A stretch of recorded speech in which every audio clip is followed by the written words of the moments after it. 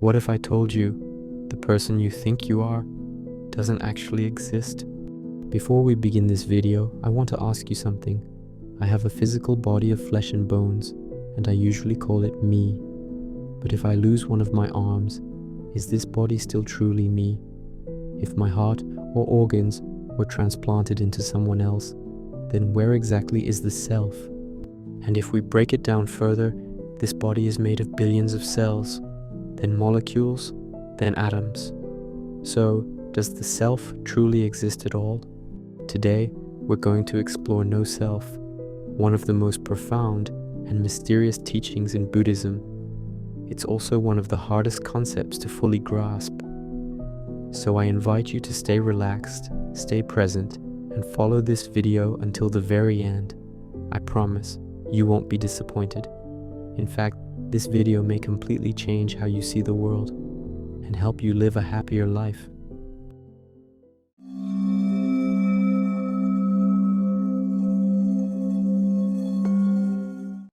From the moment we are born, we begin a journey toward aging, sickness, and eventually death. Even at the moment of death, many of us believe there is something invisible, something that controls our thoughts and actions. Some call it the soul, others call it consciousness, but most of us simply call it the self. We imagine that this self is permanent, unchanging, eternal. In Buddhism, this mistaken belief is called attachment to self. And from this attachment comes self-love, the urge to protect and preserve the ego at all costs. Because of this attachment, our lives are trapped in the endless cycle of birth and death, rather than moving toward peace and liberation. So, what does no self really mean? First, we need to distinguish between impermanence and no self. When we say human life is impermanent, we mean that our bodies and minds are constantly changing, moment by moment. We all experience birth, aging, sickness, and death. But when we say there is no self, Buddhism invites us to look deeper, through the lens of dependent origination. This perspective shows that a person is not an isolated entity, but a collection of conditions: family, society, relationships, and spiritual practice. Other philosophies have spoken of impermanence as well. The Greek philosopher Heraclitus once said, "No one steps into the same river twice, for new waters are always flowing." And Confucius in China wrote, "Time flows on ceaselessly, day and night." Yet, while many traditions grasped impermanence, few truly touched the radical truth of no self. That is why the Buddha's teaching on no self is considered revolutionary. In his second sermon at Deer Park, the Buddha explained, "Form is not self. If form were self, then form would not lead to suffering. But because form is not self, it is subject to suffering." And the same is true for the other aggregates: feelings, perceptions, mental formations, and consciousness.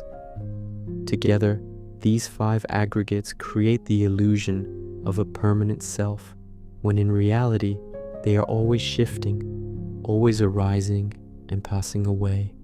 When we cling to this illusion, we create suffering, desire, attachment, pride, and fear of losing the self. The teaching of no self shows us another path: freedom from attachment and release from suffering. It reminds us that nothing has a permanent core. Everything arises through causes and conditions, and everything fades away the same way. This is why Buddhism speaks of the three marks of existence: impermanence, suffering, and no self. To understand them is to see reality as it truly is, and to find the key to freedom and happiness. Scientists have also discovered something remarkable. Modern science actually supports the Buddhist teaching of non-self. For example, our brain is made up of billions of neurons, but not a single neuron acts as a boss, that commands the rest. Instead, thoughts arise only when countless neurons interact, like musicians in a grand orchestra, playing together, yet without a conductor. In the same way, our body is made of trillions of cells, yet no single cell claims to be the self. Now here's the question. If there is no permanent self, then who is it that escapes rebirth and enters nirvana? If there is no self, then who sees, who hears, who practices, who creates karma, and who receives the results? This is why the teaching of non-self often confuses people, even Buddhists themselves. Whenever we say things like, I am speaking, or I am walking, it feels impossible to deny the existence of an I. But here's the key. The Buddha never told us to abandon the use of the word I. Even the Buddha himself used words like, thus come one, as a way of referring to himself. When the Buddha taught non-self, he wasn't asking us to stop saying I. He was asking us to let go of the belief that this I is permanent and unchanging. He explained that the 5 aggregates, form, feeling, perception, mental formations, and consciousness are not the self, and within them no permanent self can ever be found. This was revolutionary. It overturned humanity's deepest belief in an eternal soul or self. The Buddha revealed that non-self is not a new absolute truth. It is a method, a tool meant to shatter our attachment to the false idea of self. In fact, even the concept of non-self must eventually be let go, just like every other concept, except for the truth of non-self itself. There is no permanent controller, no eternal core, no independent I. The Buddha further explained that there are 3 dimensions of non-self: physical, mental, and external. First, physical non-self. Our body is fragile, impermanent, and cannot be kept young forever, not even by gods or immortals. Second, mental non-self. Our thoughts and emotions are fleeting. They arise and pass away, never lasting, never truly ours.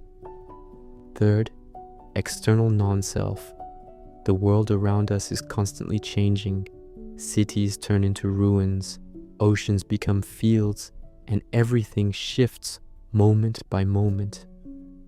By carefully analyzing body and mind, the Buddha showed that the self can never truly be found anywhere, not in our flesh, our bones, our blood, or our thoughts. And this realization is the gateway to liberation. When it comes to the mind, the Buddha taught that the mind itself is not the self. Why? Because the mind is restless, always changing, always shifting, like a monkey jumping from branch to branch. One moment it is joyful, the next moment it is sad. If the mind is constantly changing, then it cannot possibly be the permanent self. The self does not own the mind, because the mind often runs toward thoughts we don't want, chasing after greed or anger while ignoring wholesome thoughts. In this way, the mind acts independently. It does not belong to any permanent I. The self is not found in the mind, just as it is not found in the body. As long as we cling to the belief in a self, we feel the need to protect it, our wealth, our reputation, even our words. But the moment we let go of this belief in a permanent self, we find peace, living freely and comfortably with others.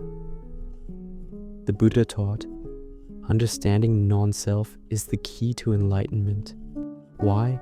Because clinging to the self is ignorance, and ignorance is one of the 3 great poisons: greed, anger, and delusion. The moment we believe I am a separate entity, we immediately create a barrier between ourselves and the world around us. With this false sense of self, we react to others with attachment or aversion, love mixed with hate, desire mixed with fear. This is the real danger of believing in a permanent self. That's why the rejection of the self is not just a teaching, it is the key to ending suffering and entering the gate of awakening. The Buddha advised practitioners to contemplate non-self with every step they take. Through mindfulness of walking and movement, we begin to see the arising and passing away of all things. From this insight, we recognize the three marks of existence: impermanence, suffering, and non-self. The Buddha explained that all phenomena, even human life, mountains, rivers, and nations, are subject to change, moment by moment. This is called momentary impermanence. Every instant, reality shifts. And over longer spans of time, civilizations rise and fall, just like our own bodies age and die. This is called periodic impermanence. By seeing impermanence clearly, we are freed from the illusion of permanence and no longer enslaved by clinging. Buddhism teaches that humans are made of 5 aggregates: form, feeling, perception, mental formations, and consciousness. Just as the body, made of the 4 elements, is empty of permanence, so too are the 5 aggregates empty of any eternal self. When we penetrate deeply into the 5 aggregates, we see that they are impermanent, arising and passing, without essence, without a fixed self. This insight shatters the illusion that this body is my eternal self and opens the way to true liberation. Non-self meditation is one of the most profound practices in Buddhism. Through this practice, a practitioner dissolves the boundary between self and not self. They begin to see the great harmony of the universe, seeing themselves in others and others in themselves. Past and future merge into the present, and even birth and death can be transcended. Let me tell you a story. High in the mountains, hunters would often set traps along the wolves' paths. When a wolf stepped into one, its leg would be crushed by iron jaws.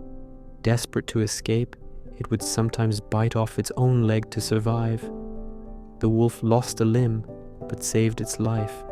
Now compare that to the peacock. Its most precious possession is its dazzling tail. Hunters knew this weakness, so they would wait for heavy rain. When the peacock's feathers were soaked, it feared flying, worried its tail would be ruined, so it refused to move and was easily captured. The wolf sacrificed what was less important to preserve what was most valuable, its life. The peacock clung to beauty and lost everything. This is the lesson of non-attachment. When you let go at the right time, you protect what truly matters. But letting go does not mean destroying yourself. It means renouncing obsession and craving. The body, the senses, the material world, see them as tools, not identity. Just as you use a boat to cross a river, once you reach the other shore, you do not carry the boat forever. Buddha repeated this truth for 45 years of teaching. Form is impermanent. What is impermanent is suffering. What is suffering is non-self. And what is non-self should be seen with wisdom. This is not mine. This is not me. This is not myself. When you truly see this, the mind is freed from craving and clinging. But here's the challenge. Most people practice non-self the wrong way. They keep telling themselves, don't cling to me, don't think of me, don't focus on me. Yet the more they say me, the more they feed the self. This is the law of attraction. It doesn't care about grammar. If you say, I'm fat, or I don't want to be fat, the law only hears fat. So how do you truly practice non-self? by turning your mind away from yourself toward others. Dedicate your effort to your community, your country, the poor, the suffering. When you make others the center of your thoughts, self disappears naturally. This is living non-self, not by denial, but by service. And as we go deeper, we realize everything is interconnected. Nothing exists independently. Life is a vast web of causes and conditions. Understanding this, we learn respect for people, for laws, for the ecosystem, for the role of education and justice. This wisdom doesn't just free us from personal suffering, it builds a peaceful world. So, if this video feels challenging, watch it again, reflect deeply. I hope you find the strength to let go of inner struggles and live a happy life. Thank you for watching. Please share this with your family and friends. May all living beings everywhere find peace and freedom from suffering. Namo Avalokiteshvara Bodhisattva